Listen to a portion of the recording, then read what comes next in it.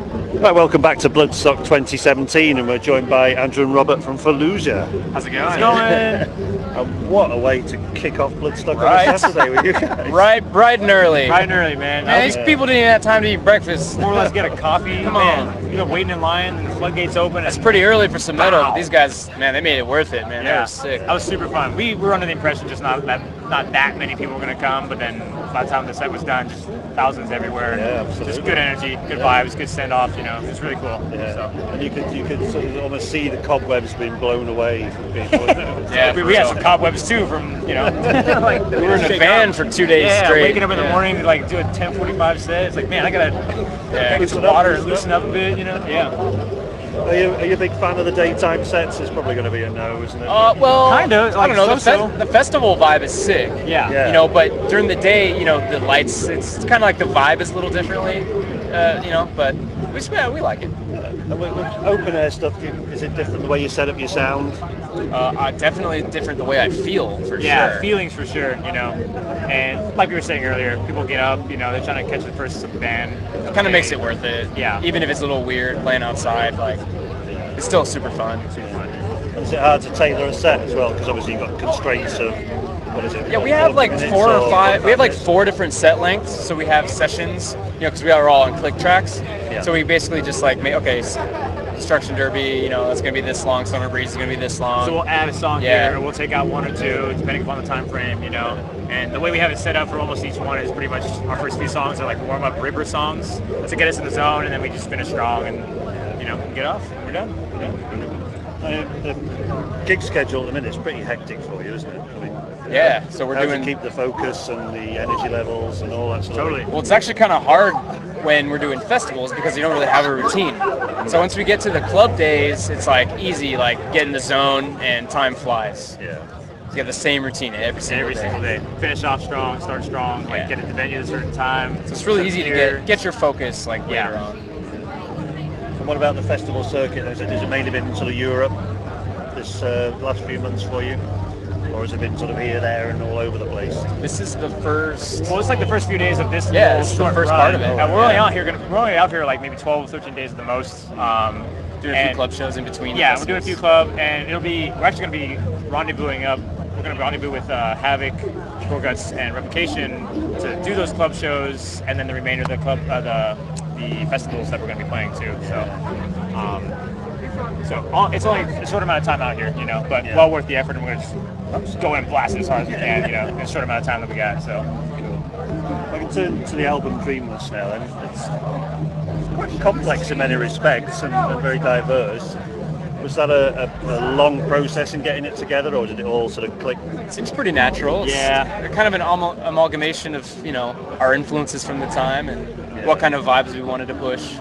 So it's a very tedious process, but you kind of have to have the balance, And with Fallujah, we feel like we take that process, pretty close to heart too. We want to make sure we do our best all the time, and the writing process is always upgrading for ourselves, always getting new material. And then by the time we get to the studio, it's like, okay, this is it. It's go time. This is how this is how you get to the big leagues in this case, So we take it pretty seriously at that period of time. It's like the most important part for us, Did you have a sort of time schedule with that when you start writing an album? Yeah, there is definitely like a time frame. Yeah. You have to get something out at the right time, to make the timeline make sense for release and then touring and stuff.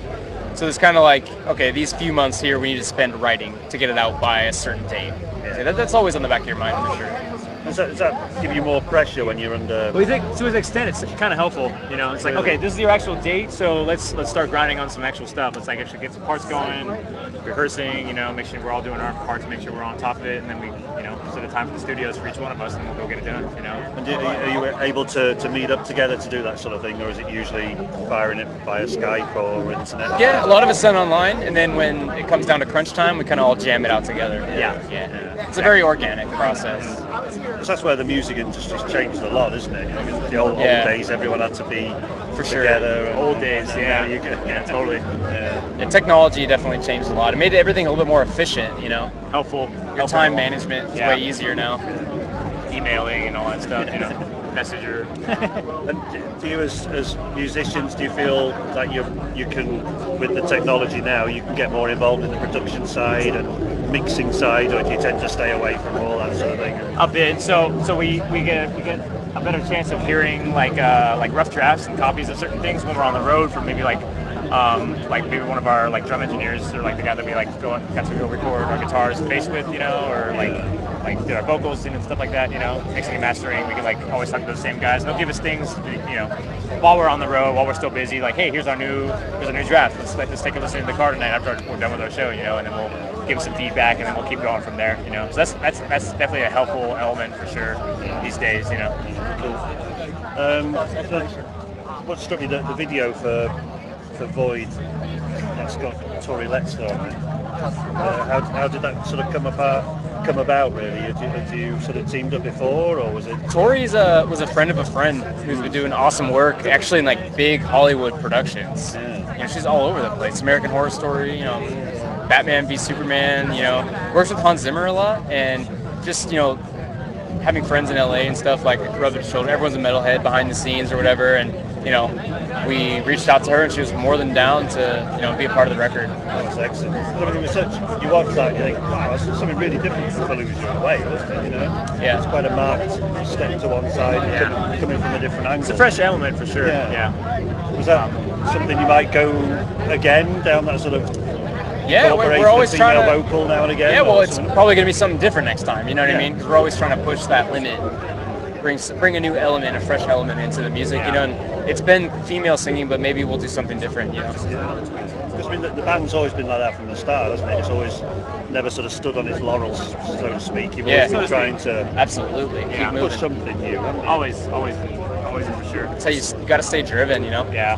Keeps you motivated to do what you do and stay true to yourself, but then add these crucial new elements to the mix, and then give yourself kind of like a one-up from your previous material. And now you have now you have a say in like how well your music's going to play out, hopefully for the rest of the crowd and stuff. Yeah. So once these live dates are over now, then what are the priorities? Are you aiming for 2018? Yeah, new record probably. New record. Yeah, indeed, new record.